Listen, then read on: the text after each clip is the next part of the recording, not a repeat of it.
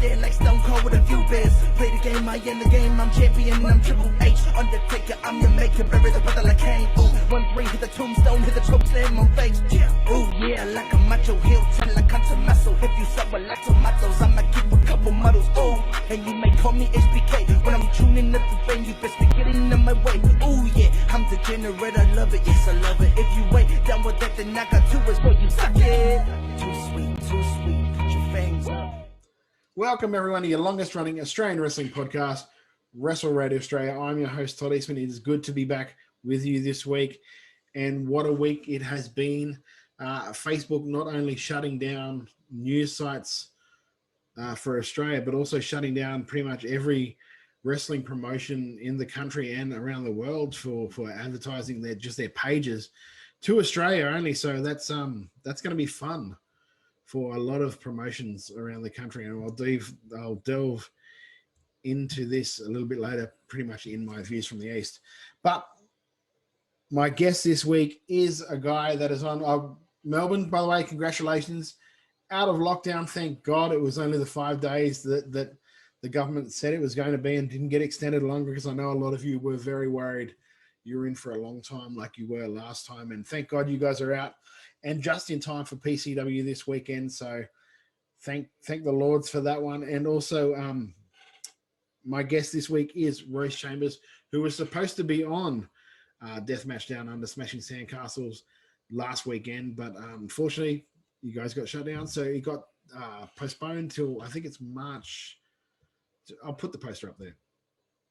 There we go. So that's when it is now. Go and if there's tickets, go and buy tickets. If there's not, hit it up when it is on Independent Wrestling TV. Great Australian product that is getting out to the world, and it's good to see the guys and girls at Deathmatch Down Under doing that stuff and getting everyone's name out there. But yes, my guest this week is Royce Chambers. Great young worker, someone who has so much upside, and was really like Richie Taylor was. I said when Richie Taylor was on the show, had a great 2019, and leading into 2020 looked like he was going to do really big things, and then we all know what happened.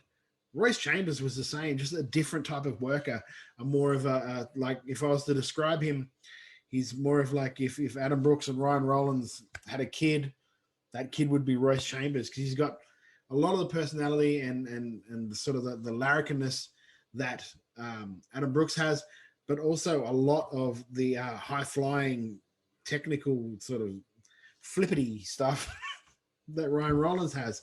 And it has been great to see his maturation over the last year and a bit.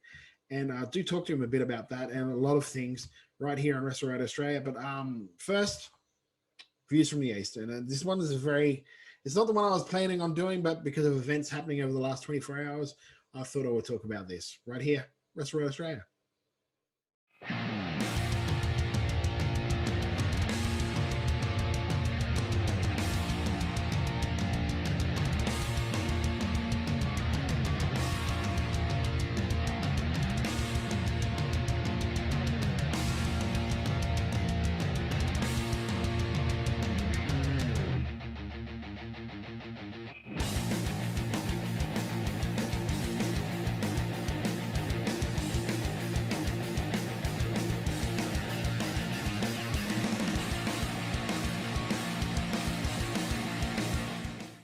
All right, kids, this Views from the East is one because of over the last 24 hours here in Australia anyway, Facebook has cut out all the news services and anything like that in putting up stories to your Facebook walls or being able to share stuff like that, and shutting down those pages to Australia. And they didn't just do it for news sites. Unfortunately, MCW, PCW, Deathmatch Down Under, I think WWE and AEW all got shut down in Australia. So people cannot see content at the moment from those particular pages. And I'll just check now because as I'm recording this, I just want to make sure that is what is going on. Yeah, that's shut down as well. WWE is still shut down. AEW is shut down. PCW, Riot City Wrestling. Let's see. That Right City Wrestling is still going. So thank God that they haven't gotten all of them just yet. But they will be working their way around the place and shutting down places. So what I want you guys to do at home is go onto the Twitter. This is how old I am. Go onto Twitter, follow up. I'm going to try and find as many as I can of the Australian promotions around the country, and I'll put them up here. So they go and follow these guys on Twitter, because with a lot of them, this is the way they promote. That maybe they should be doing more different ways of promoting. But Facebook was a great way of being able to promote shows, because you can put videos up, you can put posters up, you can do. Yeah, putting a poster up on Facebook is a lot easier than having to poster a whole neighborhood, and a lot less time consuming. Let's put it that way. But really, go out, follow these Twitter pages if you want to find out when shows are, because this is the only way at the moment you're going to find out what's going on with shows, especially in these times with COVID restrictions, and we don't know what's going on from week to week. You really do want to get around what's going on with these shows, especially if you want to support professional wrestling, and I think we all do. If you're listening to this or watching this anyway, go out and hit up their Facebook page, not their Facebook pages, their Twitter pages and their Instagrams if they have them.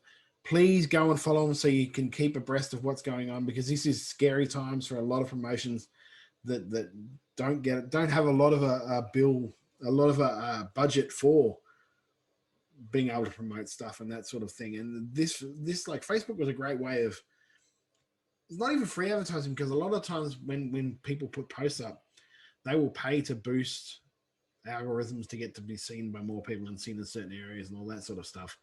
So this is a great way for them to do it. And at the moment, they don't have that. And this could could hit a lot of places hard if it's not somehow remedied in the interim.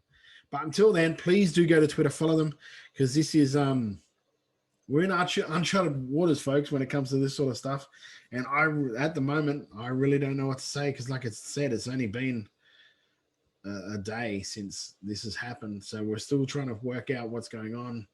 And I guess we'll see with some turnouts of some shows what in the future, what is going to be going on with that sort of stuff. But please do go and follow these guys. And if anyone from Facebook is not watching, because I know pretty much no one is, I know you did this, guys, as a legal thing, because it's just a blanket thing. You need to go through and fix this sort of stuff for all these small businesses, and that where this is how they promote their stuff, and this is how they try and get their word out about their events, because this could be very crippling to a lot of places, and I really hope it doesn't have the effect that I think it might do if this is remedied in the short term. Anyway, that is it for this Views from the East. It's a weird one, I know, I apologize, but like I said, this is legit only just happened today, so didn't get much time to get around it, didn't get much time to really get my head around what was going on. I just wanted to get the word out about this, because I want people to be able to find out where shows are. I want people to be able to support Australian wrestling. I try. The guys from On the Turnbuckle try. Snap Mayers try. We all try to get the word out, and for stuff like this to happen where they're just blocked from doing this sort of stuff, it really sucks. It really sucks. And now more than ever, we need to get around these places and help them. So that is it for this Views from the East. I'm Todd Eastman. That's my opinion. You're entitled to it. We'll be back with Royce Chambers right here on Wrestle Radio Australia. Soldier, daughter, a North Viking warrior, bring that message from Wessex right to your backyard. Flows older than those who inhabit Asgard. Traded weapons with Leonardo, still Casey Jones with the mask on. With these blades and more. Royce Chambers, thank you so much for joining me tonight, mate. No problem. Thank you very much for having me. Now, you guys have just, as we're recording this on Thursday night, yesterday you got let out of lockdown jail, so everything was sort of up there. Sort of ruined your deathmatch down under last weekend, and luckily you're out of jail to do PC Dub this weekend. How did that go about with the lockdown thing with deathmatch? Were you guys just sort of like on a hourly sort of countdown to see what was going to go down? Yeah, it was all going ahead, and then when that announcement got made, I was like, oh, like, you serious? I just thought it was just bogus. Like, just shut down one area, don't shut down the whole freaking thing. But I mean, you got to be safe. And it's better, yeah, than it just blowing up again, and then we have to be locked down for months or whatever. But just selfishly, I was a bit bummed. But it's postponed till the 6th of March now, so it's only a couple weeks away. So it's not that big of a deal. And then, yeah, the quarantine was pretty chill. Like, I'm used to it. The 5 days wasn't really much. It kind of flew by, which is good. And now it's I'm glad that there's PCW this Saturday night. I think it was worse for you guys in Victoria because it was like Andrews came out and said it's a 5-day lockdown. Everyone's just like, no, that's not. It's going to be longer. I know it's going to be longer. They're going to keep us here forever. Yeah. I 100% thought that it was going to go at least 2 weeks, like 2 weeks minimum. But yeah, I mean, credit to him. He said 5 days, 5 days. Yeah, I think, and I was talking about this with one of the guys from on the turnbuckle. So I think this is what it's just going to be like for a while now. Like we can do, it's going to be really hard for promoters to do stuff because it's hard to plan something when it could be shut down on a Friday and your show's on a Saturday. So it's going to be a thing now where they just have to try and organize stuff with venues and just try and work it out and work with each other. And as far as I can tell, every venue that's had like wrestling or whatever, they've worked with the whoever's they're working with to say, we're not going to safe. Everyone wearing masks and shit. So. Yeah. And it's also, they're not going to screw them over going, we're going to charge you anyway because of this. They're all sort of like, I think everyone's in the same boat. So they just work together, which is really good to see. Yeah. Yep. 100%.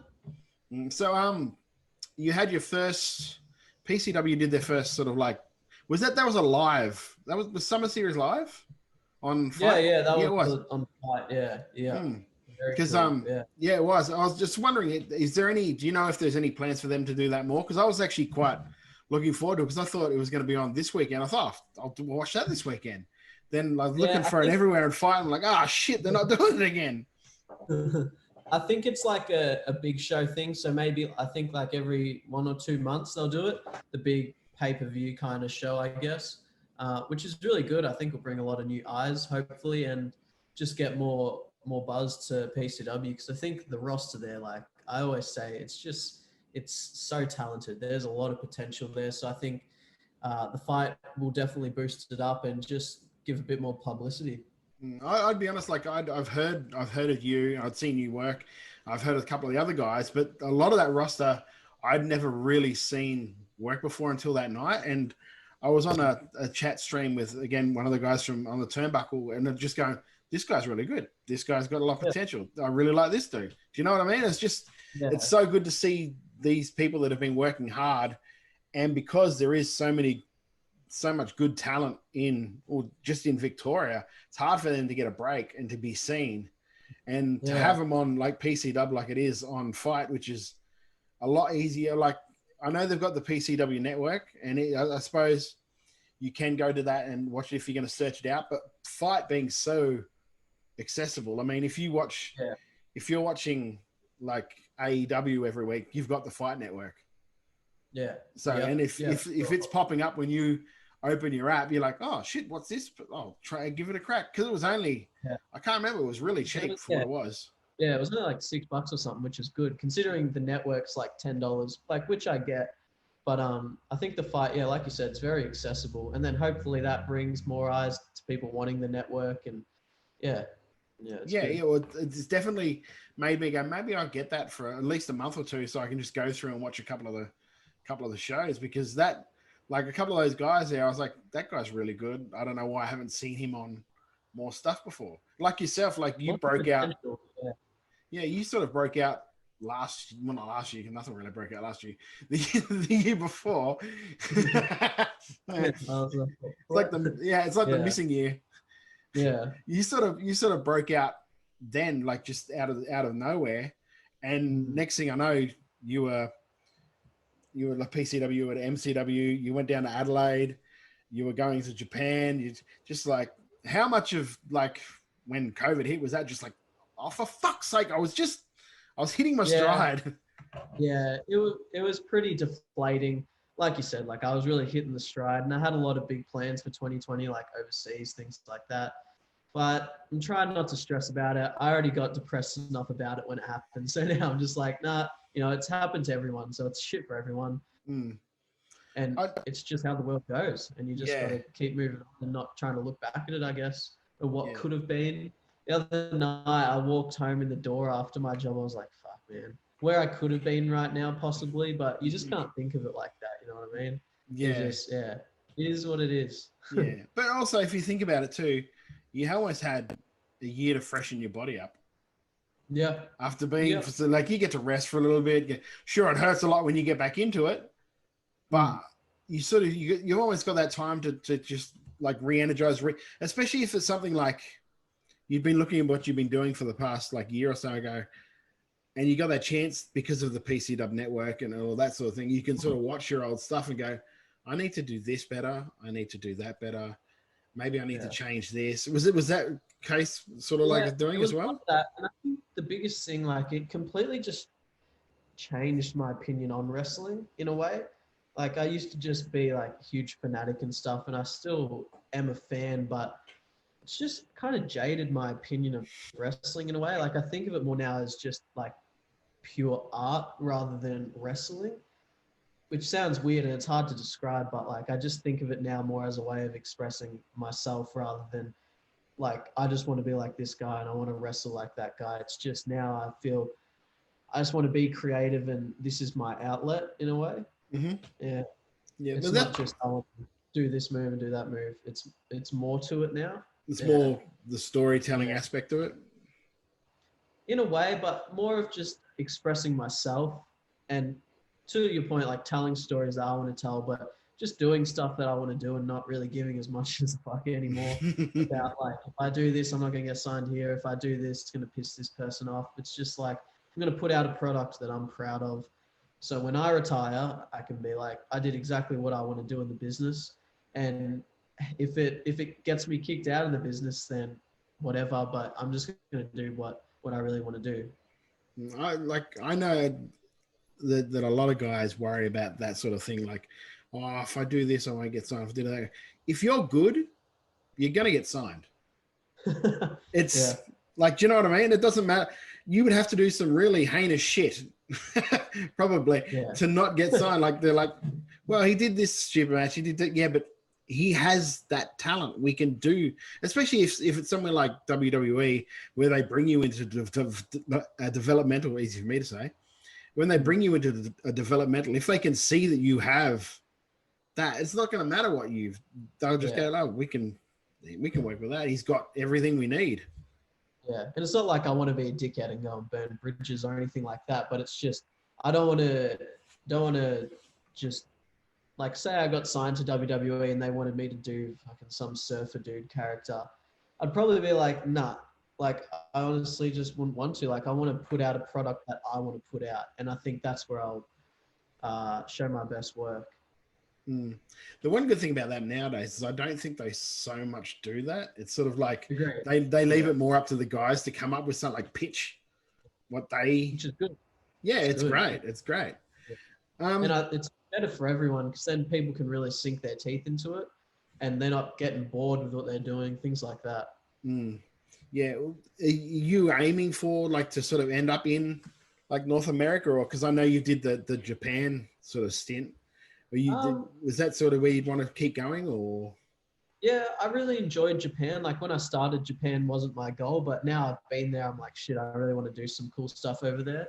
My main goal when I started was always, I just wanted to wrestle at PWG and then like I'd be fine and then just get a contract.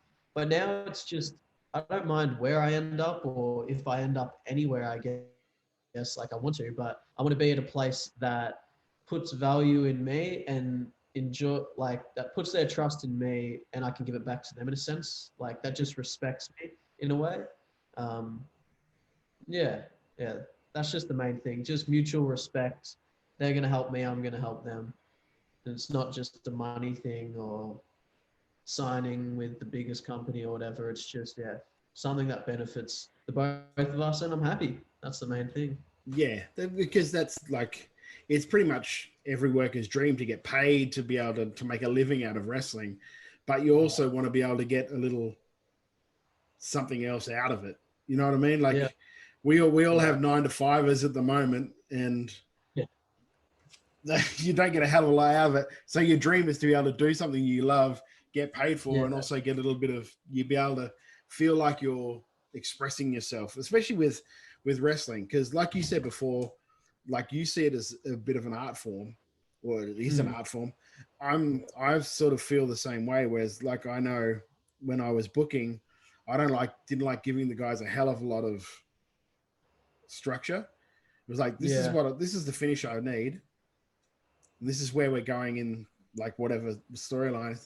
The rest is up to you guys, because that's your story. I don't want to be the one going, you need to do this move, you need to do that move, because that to me, that's not wrestling. That's painting by numbers or wrestling by numbers, and that's, you can tell that there's no passion in that. Yeah, very true.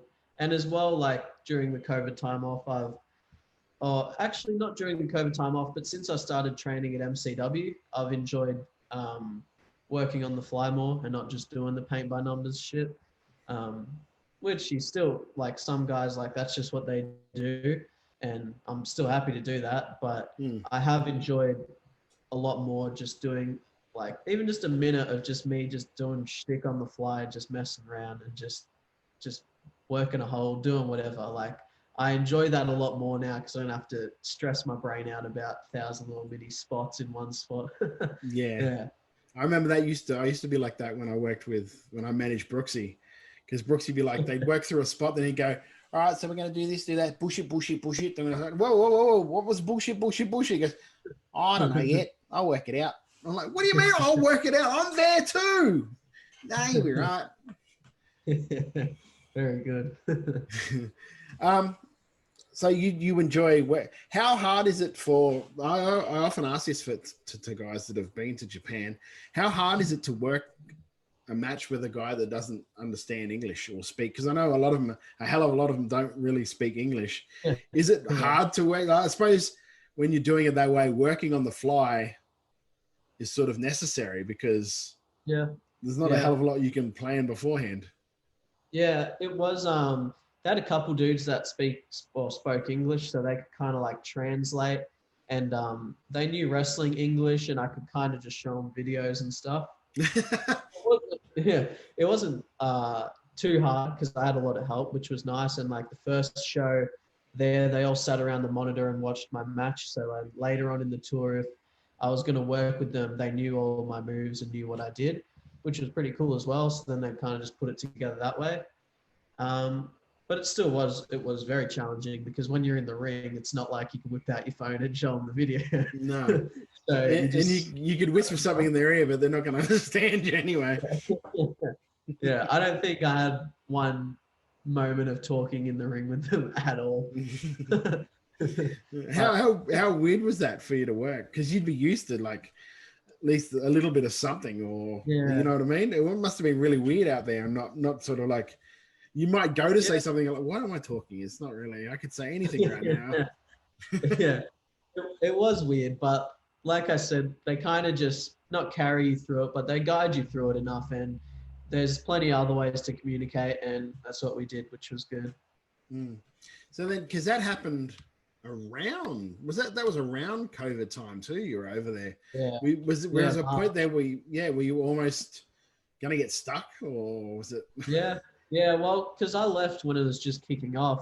And then I went to Japan, and like I never read the news or anything, so like I didn't know what was going on. And then in Japan, I can't understand anything, so I had no clue. And then like the last week, I just get flooded with messages. Oh, you got to get home. And I'm stressing balls trying to get my flights changed and stuff. But I ended up getting the original flight back, and there was like 4 people on my flight. That's it. Oh, wow. Yeah, I know. Just got back. Kind of wish I got stuck there, just so I could keep wrestling. But because I remember seeing it, because you were posting like photos and stuff over there, and at the time, as when all this shit was going on, I'm like, what is he doing? Why is he still there? Obviously, now you had no idea what was going on. No, it worked out well. Though. It worked out perfectly. Then I got back, and they're like 2 weeks quarantine, and then freaking 8 months later, I'm still in quarantine. Well, yeah, yeah, in and out. Because you were done 2 weeks, and then it was the big Melbourne lockdown that was a couple of months, and then then got out for a little bit, and then just back into it, into lockdown. That must have been a real fit. Like, as much as I said it before, must have been a real fear that like you guys were going to go back in for a bit longer, and especially with you guys, especially like wrestlers, you're only really just starting to get back into the groove of things. Like, you'd done deathmatch, you'd done PC dub, you'd done MC dub. You must have felt like, yes, it's everything coming back. This is going to be awesome. Next thing, we're going into lockdown. You're like, no. Yeah, I was a bit worried, but I mean, I still am a bit worried because it can happen, but just not stressing about it as much, I guess, because you can't control it. So there's no point stressing over it. I'm just going to enjoy it week by week and not look forward to a show until I'm there. Yeah, that's the one thing. Like, looking forward so much to the deathmatch one, and I was gutted. So I'm like, nah, not looking forward to anything until I'm there, until I'm at the show. Yeah, because you had Murdoch. Well, you've still got Murdoch, I guess, at the next show. And from the Wash Your Hands event that went up on Independent Wrestling TV, you used to seem to have a good chemistry too when you're in there. Yeah, well, I've known him for a while, and I've always messed with him since I started knowing him. So I'm just gonna keep messing with him. I'm very. He'll be good. Yeah, I've noticed around, and I noticed it. I sort of see the similarities myself. A lot of people compare you to Brooksy. Is there anything like? Have you and Brooksy talked about that, or just like, has he given you any like heads up or advice or anything like that? Not really. No, not about that in particular. But it's funny you say that, because when I first started like training in like 2017 or whatever, I used to listen to this podcast like all the time. Oh, sorry about that. From like 2014 onwards, and I used to listen to like Brooksy episodes a lot and stuff. And I actually learned. It helped me a lot in my first few years, because I actually learned a fair bit of podcasts, like just wrestling podcasts in general. But it's funny that, I've heard the main Brooksy thing a little bit. But when he goes to Ring of Honor, he'll be fine. Because I like the way I describe you to some people. I was like, it's like if Ryan Rollins and Brooksy sort of just went like, like, I get both a lot. Yeah, because you've got a lot of Brooksy's mannerisms and a lot of his thing, but you've also got the athleticism that Rollins has. Yeah, and I thought like it's such a hybrid mix. And it's as soon as I saw you, I think I messaged Brooksy and go, "Who's this Chambers kid?" He's like, "Yeah, he's not too bad, is he?" Which is pretty much the highest compliment you can get from. Well, it's a good two people to mash together. Yeah, it's not a bad. A dude in Ring of Honor and a dude that's like spent the last 5 years over in Mexico. He should be so much bigger. Like, not that he should be bigger, but he can be. Like, he has I'm really surprised he never got a like Lucha Underground shot. Yeah, especially since his other two partners were on it. I'm pretty sure he had one match there, like just as they closed up. He debuted, and then like a few months later they closed up. Yeah, that's right. It was Pentagon like Dark or some weird shit like that. I remember. So how did you get about? Because I know from experience, it's hard to sort of break into RC Dub, especially. Was it sort of the relationship you guys had built up with PCW and RCW through the now I can't remember what the promotion is called, the All-Star shows that were going around, because I know they were using the venue and World Series. That's the World Series. I can't believe I forgot that. To be honest, like it didn't have anything to do with any of those. Like I tried to ask PCW, like, but a lot of guys from PCW asked to go over there, and like just not much happens because it's hard. Yeah. But how I got it was like I flew myself to Iron Fist, good old Iron Fist, and then had the show there. Met Zach Sabbath. Yep. And we worked, and he was pretty keen on me, so he put my name forward. Legend. And then I did the next Iron Fist show, which ended up getting cancelled because the promoter's dickhead. It still owes me my money. Fucking dog. There's my shoe. There you go. Yeah, but anyway, RCW took that show over, and then had another match there, and met like promoters and met everyone, and just kind of weaseled my way in. And they were impressed with me, and I said to like the culture there is just like pretty, like it's pretty cool. Like they have the song after the show and everything, so it's a real like just close club type of vibe, and I just loved it. And then like Cree was happy with my work, and I was really keen to come back up, and then we just kind of kicked it up from there. And I did the Rumble and versus like Nick Armstrong and Brooksy, and did a few matches that year, and now it's starting to kind of kick off again, and did the tag match with JJ Furno. So hopefully maybe me and JJ will do some tag stuff up there, because he's a guy that I really want to try to like get out there, because I think he's really good, and I've been mates with him for a while. So if I can help out a brother, I'll help him out. And so hopefully we can do some tag stuff up there. Yeah, because I remember when when I first moved up to Brisbane, and they were sort of like, a couple of the guys were like, "Oh, can you get me into RCW?" I was like, "You don't realize how hard it is to get into." Like, I said, "Oh, what do you mean?" And I showed them, like, you know how they do the roster photos every year.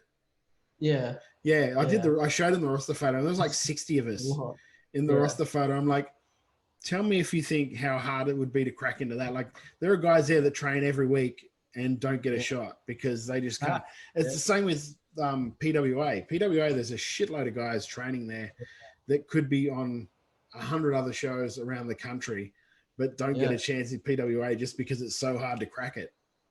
I think it's happening with a lot of places now. Like, there's a lot of trainees everywhere you go. Like, even looking at Newey Pro School, they got freaking heaps of trainees.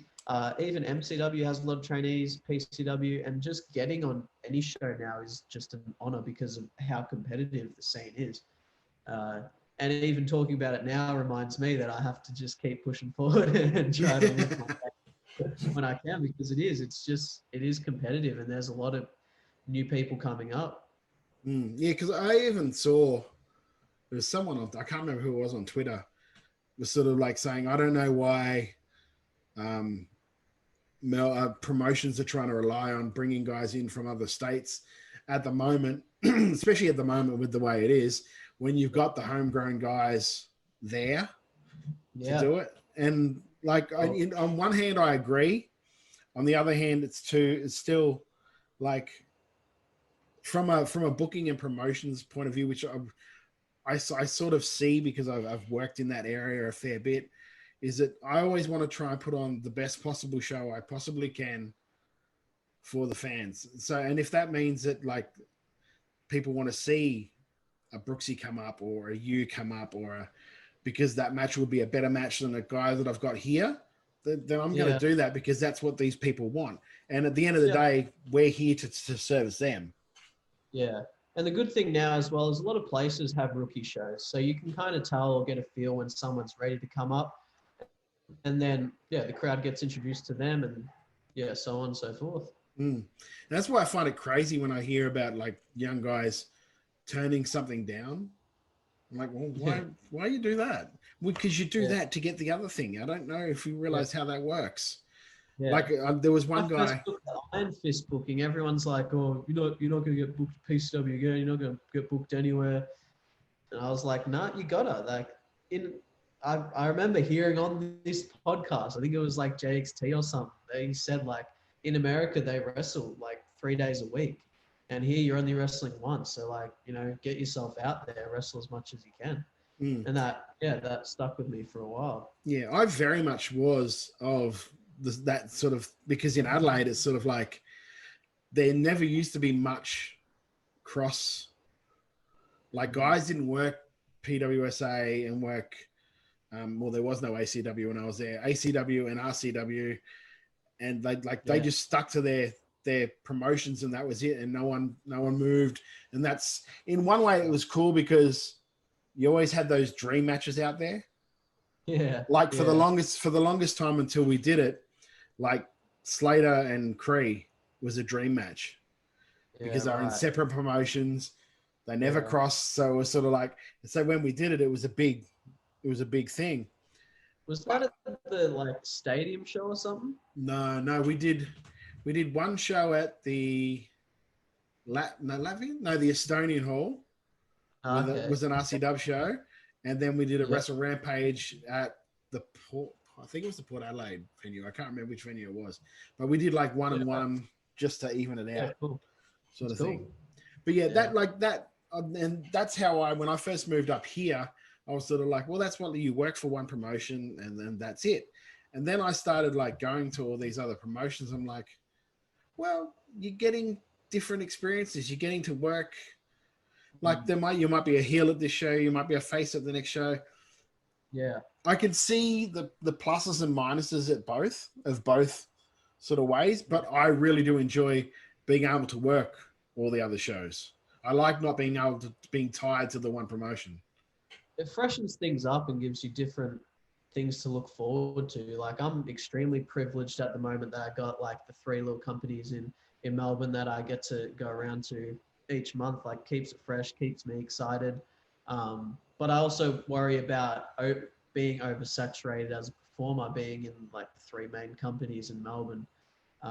So it, like you said, there's a lot of pros and cons, but you're not going to turn down work, and I'm loving what I'm doing. So I'm just going to take it and roll out the ride as long as I can. And also, if you're working one of the sort of the smaller promotions that maybe won't draw as many people, you're more likely to try something new. Yeah. You're like, I'm going to try this, and if it works, I can do it at Thornbury. Do you know? Yeah. Do you know what I mean? Sure. Yeah. And I want to get to the stage where, like, at all 3 different promotions, you kind of see a different variant of Royce in a way. Mm-hmm. I'm figuring out as I go, like, how to do that. And I think there is a difference between a deathmatch down under Royce and a PCW Royce. And people obviously can't see it yet, but I hope that gets to come out. And yeah, I think it'll be interesting for the fans and keep it fresh. And it's not just the same Royce, which people say, like, you shouldn't be switching your character and stuff. And it's not a switch of the character, but it's just tweaking a little bit for here and tweaking a little bit for here. And I think it's exciting because, like, if it's real life and I'm going in, like, it's situational, if that makes sense. Yeah. So it's not changing anything, but it's just adapting to the place you're at. Yeah. The way I heard it explained to me the other day, and it really made sense, is somebody that works at PWA who doesn't really talk very much, sort of grunts a lot, said to one of our boys up here, because he asked him about, because everywhere else this guy works, he's a babyface. He had to go and work at another company as a heel. He was like, he just sort of asked for advice about it. And the way this guy explained it to him, he said, well, think about it as the Marvel universe, right? There's multiverses. So in this universe, you're a babyface. In that universe, you're a heel. Yeah. And I was like, that makes so much sense. It makes that the way of that way of explaining it to me is like, well, of course, it's a different sort of character. Maybe not a hell of a lot different because you're still you, but this is you as this person. Yep. Yeah, for sure. That's cool. That's very cool. So you're sort of working heel at Deathmatch Down Under, from what I can tell, and you work a little bit. You're working primarily babyface at MC Dub and PC Dub, yeah? PC Dub, yeah. And I wouldn't say I'm heel at Deathmatch Down Under, just more arrogant, I guess. Yeah. Not like heelish as in I'm going to flip the fans off, but I'll flip the opponent off. Yeah. When you're going into, I was interested in asking you this one. Going into a match at sort of like PC Dub, MC Dub, is sort of like you probably have the same mindset because it's almost the same-ish crowd. I mean, PC Dub's probably geared more towards the younger crowd. MC Dub more towards the older crowd. But with Deathmatch Down Under, is that a different psychology of match completely? Because it is more that harder hitting style. Like it reminds me, like when I look at it, it reminds me of like a early EC dub. Yeah. Whereas because I don't really watch the deathmatch stuff, so I pretty much watch all the undercard, and all of that reminded me so much of like early like ECW arena ECW shows. Yeah. Well, I can't speak too much on it because I haven't actually had like too many matches at Deathmatch. No, you've just had that one tag, didn't you? Yeah. But for sure, like I'm gonna plan it differently. I'm gonna do different stuff, especially with like the different tweaking of the character. It'll be a lot different to any other like Royce matches at a PCW or MCW where I'm more of the baby face type of guy. Yeah. And I don't really know how to comment on it because I haven't done it that much yet. No. Yeah, because like I noticed when, especially in your promo and that sort of stuff for Deathmatch Down, I'm like, I don't mind this. This is a nice little, just a tweak of the character where it's just been a bit of a smart ass. I'm gonna have to kill this kid. I'm really sorry. I'm like, that, it's kind of that, just a subtle heel, which is good because there's different ways you can go about it. You can be like full on asshole heel to chicken shit heel to subtle heel. And the subtle heel, I think, works for you because you don't have to be that chicken shit guy because everyone's seen you work and they know all the stuff you can do. They know the acrobatics that you have and all of that sort of stuff. So they know you can wrestle. Yeah. So you don't have to, you can't really, because if you're that chicken shit, everyone's just like, well, no, we know he can do all that. Why is he doing that shit? Yeah, for sure. And throughout COVID, like I really enjoyed just working on character stuff. And I think I have a lot to do on the mic and I enjoy the mic a lot more now. I'm not as scared as I used to be of it. And it's much easier for me to show character and personality when I'm doing the more arrogant stuff. Because I feel like as a babyface, I don't know, a lot of babyface promos I just can't stand because it just sounds so just stupid. And even like, this is kind of off topic, but even the people on Twitter where it's like, oh, the swearing in promos at Deathmatch Down Under is too much. In my opinion, if you're watching an adults only product, I want swearing. I don't want to hear like, oh, I don't know, you're a bumhole. Because if I'm an adult watching this, like, it just sounds stupid. I want to hear someone say, fuck this guy, he's a fucking piece of shit. You know what I mean? Because on the street, 18 plus, like that's going to happen. Like if I'm really mad at someone, I'm going to curse the shit out of him. Not over the top, because I know it can be overdone, but like seeing all this stuff on Twitter, like, oh, maybe if you took swearing out to be a better promo, like I disagree. If I'm watching a product now, like I barely watch any wrestling anymore. And a big part of that is because I feel like all the promos are just the same and it's just bland because it's all the same insults. I think that's more to do with the people that are doing the promos though. Like you just need to be a bit more inventive about it. And to your point, like I did a views from the East last week where I talked about like swearing in promos. And like I was, when I first started doing it, and people that have heard views last week will know what I'm about to say. When I first started doing, because I did RCW was all I'd done. And that's very PG. And I think ass was the worst thing we said.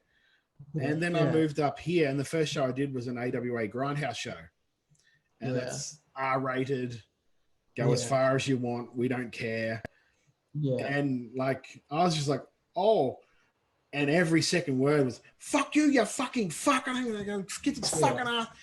And after a while, like, and it was so much fun because I never got to do it before. I got to call people names in the crowd that I could never do before and all that stuff. But then after about, like, I think it was like 2 or 3 months, I'm sort of like thinking, it's really not having any effect because all they're hearing is me coming out and just like swearing. Whereas if I hold it back and I swear occasionally, then people know that that's when we're serious.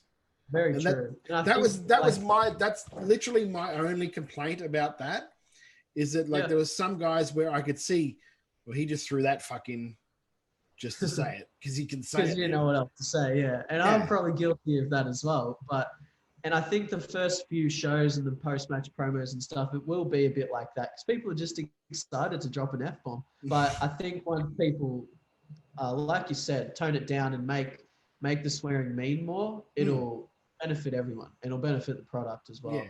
Like I almost see like, because I don't wrestle, I see when I cut promos is how I plan, is how, say, people plan matches. Like the start of the promo, I'll give the opponent a shine. And then I cut them off because this is why we're better. Yep. And then we take it home. Do you know what I mean? That's the way I've always, like, in my head plan how to do promos. And I think like swearing, that's a high spot. Yep. So I wouldn't start with a high spot. I work up to it. And then, do you know what I mean? Yeah. Yeah. Well, that's literally my only complaint. Was like falsely at the start, though. You go, but that was literally that's what I meant by it. Is like not every second word, because like if you're doing it every second word, it loses its meaning. Yep. And then it's just like, oh, you're swearing because you can now. That's cool. And then I tend to, I think that's what they were going on about, is you tend to tune out after a while. Yeah. It all blends in. Yeah. Much like you said with normal promos now, that all blends in because everyone's saying the same stuff. And that's where, like, as a person doing a promo, you got to challenge yourself to think of new shit to say. Yeah. Yeah, very true. And just different ways to stay old shit. Yeah. Yeah. Because everyone said everything that can be said. Really, when you think about it. So it's just, you just have to find a way of doing it your way. Because I remember cutting a promo ages ago, and it wasn't until I watched it back, I just cut a half Ric Flair promo. Fuck. It was already up by then. Because I think it was like, I said the words like, he sweat, he bled, he paid the price. I didn't even think about it at the time because I was in it and I was angry, and that was like the character. I watched it back afterwards, like, oh, fuck. I was waiting for someone to pull me up about it, and no one did. So I was just let that one go. Is that something that you've had to, because I guess as you move on through wrestling, you don't really, because when you start, you don't do promos because you just go out there for your opening match and you try to get yourself over with what you can do in the ring. Yeah. How hard have you had to work on promos to sort of show people I'm not just this flippy guy, I have a personality too? Yeah, I think I'm still getting there because like a lot of places I still don't really have the chance to grab the mic a whole lot. And I think Deathmatch is really helping me doing that with the, like, everyone cuts the post-match promos and stuff and the little like video packages. So that's helped me a lot. And it's made me more keen to wrestle there because I know that I'm doing stuff that I really want to do and expressing this character and different side. Yeah. But even like PCW, I'm picking up the mic more now. And it's just something I have to work on and really figure out who I am as a character and as a person and the kind of messages I want to get across. Like at PCW, I just say a lot more just stupid shit and jokes and things, which I find is funny and it freshens things up.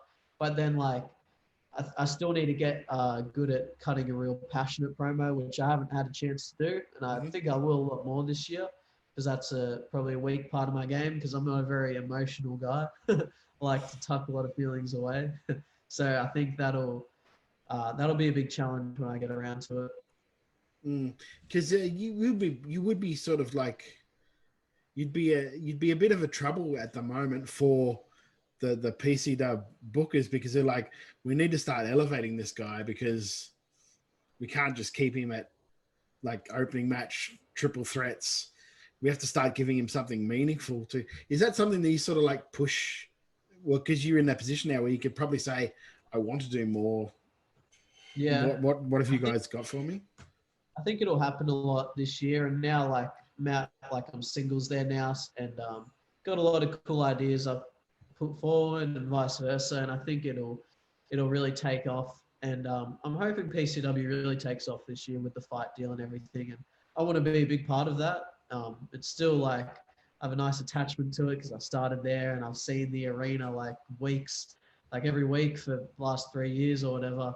So yeah, I'm hoping it really picks up, picks some steam. I love that arena. I'm so jealous of that arena because it's just it's almost purpose built for you guys. And I'm just like, oh, I wish we had something like that. Because just I know, especially like even with like RC Dub with their gym shows, what do they call them, live events? Even with those, it's sort of like, it's good, but it's more of a grungy sort of look because it's their training facility and it's all that. Whereas the PC Dub arena is just completely outfitted. It looks like Raw from like 2000 and you know what I mean? It's like that sort of era. And I'm like, oh, I love that setup. How good is it to be able to work there all the time? I like to say it's custom built for TV wrestling. Yeah, it really is. Yeah, like if they could get on Channel 7 or whatever, wishful thinking, but like it's perfect for that because of the presentation, and they put a lot of money into their cameras and production. And like I always say to them, just put one match on YouTube from the show a week just to show people how good the production actually is. Yeah. Because it is one of the best in the country. Like it's very crisp. It's very clean, and the whole arena looks very crisp. So it's just, like I said, getting the product out there. It's like I worked at a show up here in IPW, and they were doing live edits of the show as it was going on. And I sort of said to the guy afterwards, where do these go? Because I never really see them. It's like, oh yeah, we're going to release them eventually. I'm like, why are you doing all of this? Yeah, there's a lot of things in lots of companies that I'm sure people say you should do this better, you should do that better, but I'll zip the lips for now. Yeah, but like to your point, if they're just releasing one match a month, surely that'd be a good way to tease someone to come to the network to check the rest of the stuff out. Yeah, I think so. And like, it's not just PCW. Like that goes for a lot of places. I think it would benefit a lot from, because like if you're wrestling someone and you want to suss what they've done, you got to look it up on YouTube. And a lot of the time, there's not much stuff on YouTube, which is credit to RCW because all their shit's on YouTube. Yeah, yeah. But I think like it goes for everywhere, not just PCW. Like just like a few matches here and there on YouTube, just to show people what's up, where it is. Yeah, I remember back in the day, we originally at RCW were doing Vimeo, but this was early. This was like 2014, 2015, and it just wasn't catching on. Like the network wasn't even out then, to the point where I think they just decided. Well, we decided that like it's probably better advertising for us to put them on YouTube, and it's probably costing us less than having to upkeep on Vimeo. What it is, and they've just extended it from there, which is great. And I would really like to see those guys somehow get into like a fight type deal for maybe like 4 events a year, especially when they're doing stuff like the Fringe show. If they could do the Fringe show as a live streaming show, that would be amazing. Yeah, for sure. And it's good that PWA is doing it as well. Theirs really took off, which is awesome, and hopefully like PCWs can take off like that, because PCW's got a bit of traction, but the PWA one really took off, which is awesome. Yeah, like I said, I bought both. I bought the PCW and the PWA one to watch, and I was just like, it made me want to, like, it was to the point where like I would buy these every month. For sure, because it's not that much money, and it's probably less than what it would cost me to go out for a night. Well, it is. It's 100% less than what. And I think we had this. I had this discussion with one of the guys on the turnbuckle on flying, and we were talking about it, sort of like the amount I would rather spend, even if they bumped it up to say $20. I'd rather get like 3 mates over, $5-6 each. Yeah, a couple of beers, get some pizza. Yep. It's a lot cheaper than going out for the night. Yeah. And really, it mitigates the cost of that $20 because it's getting split amongst 3 guys. Yeah. Then when you're paying like $20-$30 a ticket. And the only thing that would hinder it maybe is if you started seeing ticket prices for your live events go down. But in essence, when you're doing these live shows, it's almost an advertising to come out and check it out live. Yeah. Like, if you're enjoying this, watching it at home, imagine how much more fun you would have actually at the show. Yeah. Yeah, I think it goes hand in hand. And sometimes people can't make the show and they can catch it after or whatever. So it's good. Especially for someone like me who lives in Queensland. I can never really, unless I make a weekend of it, I can't go to an MC dub or a PC dub or an RC dub show. It's just, I just can't do it. So the closest thing I can is by watching it online. And if I can get it live, it's so much better. I'd rather do it. So much easier to explain to the wife that I have to watch it now because it's live than with WWE or something where she's like, you can watch that anytime. I know you can. It's good. Mate, so you've got what? PC dub this weekend, then it's Deathmatch, and then MC dub after that. Yes, week after. So at least there was nothing competing, so that was good. They didn't clash. Good. Very good. There's not many clashes at all. Like everyone's working together, and it'll benefit everyone, which is really cool to see. Yeah. And I'm not too sure if the tickets are sold out or not for PC dub this weekend, but if you get a chance, go and see PC dub. I don't know do you know how long they take after the shows are on before they're online on their network? It's usually on the Sunday. Okay. So only a day or two. Yeah, it's not bad. Oh, that's all right then. Well, there you go. So you get onto the network as well, because that's if you're not Mark Cage. Yes, that was the one. Like that's when I saw that. That's when I was surprised it wasn't on Fight. Yeah. I was like, you got Ricky. I think it's Ricky's first time in Melbourne, which is awesome. Yes. And that's why I'm saying I reckon PCW could take off this year because they're bringing in some like interesting talent like Kellyanne. They're bringing in E-Man. Like they're on the last shows and now Ricky. Like it's very diverse and it's good. It's good. Yeah, and that's what I love because for the longest time, PC dub seemed very closed off to working with anybody, especially in Melbourne. Like other states, a little bit, but not really very much at all. And now it seems like they've gone, maybe if we can do this, it gets our name out as well as brings like these new faces to fans and all that. So it's just a benefit. I really do enjoy the way like PCW are going about their stuff at the moment.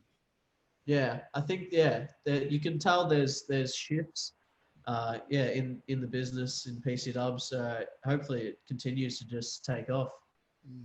So for people that, because at the moment no one can follow promotions because all their Facebooks have been shut down at the moment. That'll date this show when it comes out. How can they follow you so they can know where they can catch Royce Chambers, mate? Yep, Royce Chambers Pro on Instagram and Airbender Royce on Twitter. Royce Chambers on Facebook if it's still there. I'm not sure. Don't use it that much anyway, but I did notice that. Yeah. So that's where you can find me. Yeah, nowadays for guys like this is the first time I'm saying because it's the first time it's happened. If you want to follow Australian wrestling at the moment, please go and follow the wrestlers' actual fan pages because promotions, because of this whole government news bullshit that's going on, they have pretty much shut down every wrestling promotion's Facebook page.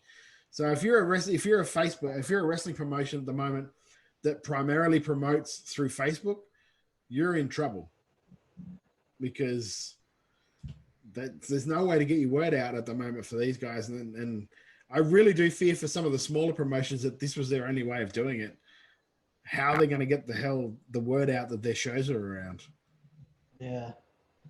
So, it's not good. No, it's not good. I know this is just a blanket thing and maybe they're going to pare it back. And I really hope Facebook realizes, oh shit, we've done this because it's going to affect their bottom line to start with because all of these places that pay for reach and pay to boost their things, they won't be getting that money now because all that. Well, you shut us down. We're not going to give you $300 a month. Get fucked. Yeah.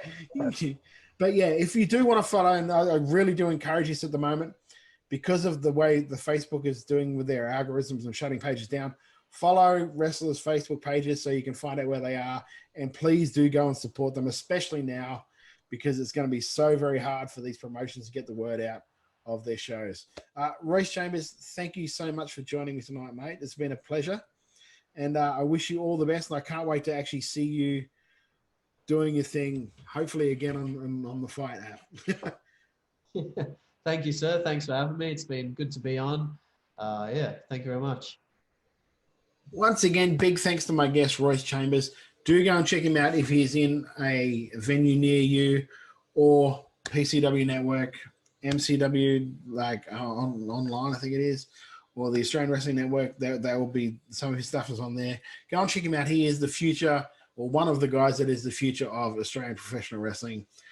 Great guy, great upside to the kid. I cannot wait to see what he does in the future. If you haven't already, though, guys, make sure you subscribe to WRA. It's free. You can do it on YouTube, Apple Podcast, Spotify, Stitcher, anywhere you get your podcast from. If you do on Apple Podcast, give us a 5-star rating and review while you're there. Helps us get inside more ears, helps the algorithms and all that sort of stuff, so more people get to see the show. Share the show, spread the word about professional wrestling in this country. Please make sure you like us on Facebook while we're still there, Wrestle Radio Australia, and on Twitter at Wrestle Radio AU, or me personally at Beast Eastman. If you want to support the local industry, please do subscribe to one of the streaming services that are around. There are a few around. If you like RCW, go on their YouTube page, subscribe to that. PCW Network, please go and subscribe to that, or check out Fight for when the next stuff comes up for that. Deathmatch Down Under is on Independent Wrestling TV. Australian Wrestling Network is probably the go-to place for Australian wrestling, because there is a lot of stuff from a lot of promotions on there now. Do go and check those guys out, and I want to thank those guys for what they do for the Australian wrestling community, because it really is getting out everything. So the world, not only you guys in Australia, but the world can see what Australian wrestling has to offer, and where we've come from and how far we've come in the last couple of years. I'm not a sponsor or anything like that, but Junk Shop, check out the hat, new hat. Where's Brody? Support the guys that support the industry. These guys are Junk Shop Dog. They support and sponsor Deathmatch Down Under. I love this hat. I absolutely love this hat. And really quick delivery. I ordered it on Tuesday. It's Thursday now. It got here today. So, I mean, you can't ask for better delivery times than that, especially in nowadays with what they say COVID. So deliveries apparently take longer. This thing only took 2 days. So get around them, support those guys, because they support Australian professional wrestling. That's what we love around here. If you want to support wrestlers themselves, a lot of them now are on wrestlermerch.com. Go and check that out and cop some of their t-shirts, their swag. And a lot of people are joining it, and it's good to see. It's good to see the work that the wrestlermerch.com do as well. I do applaud them for their work with the Australian wrestling and the Australian wrestling community as a whole. Like I said, guys, at the moment, we don't know what's going on with Facebook as it pertains to a lot of the professional wrestling pages. Go to their Twitter, get on Twitter and go and follow their Twitter pages, so you'll know what's going on with shows. Because right now, they can't promote through Facebook, so you're not going to know when a show's on because of that, just that fact. You won't know a show's on because they can't tell you the show's on.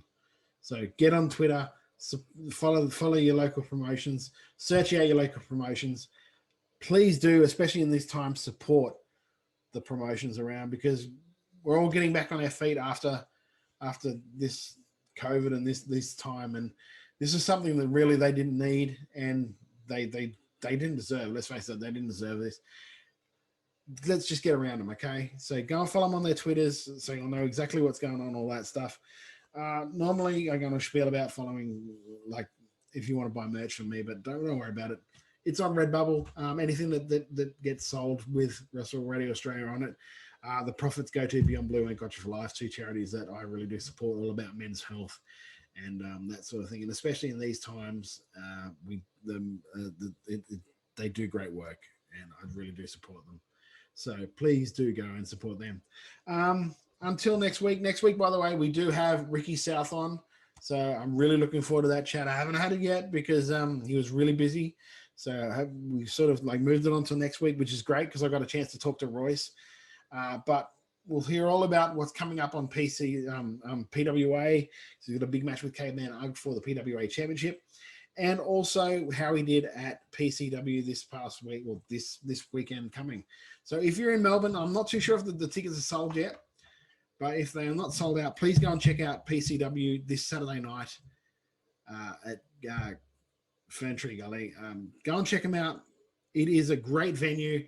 It is a great show. A lot of up-and-coming wrestlers on that show. My guest this week, Royce Chambers, will be on that show. Go and follow him. And until next week, my name's Todd Eastman. This is Wrestle Radio Australia. It's my opinion. You're entitled to it. See you next week. This big busy 23 got me feeling way too sweet. Yeah. Too sweet.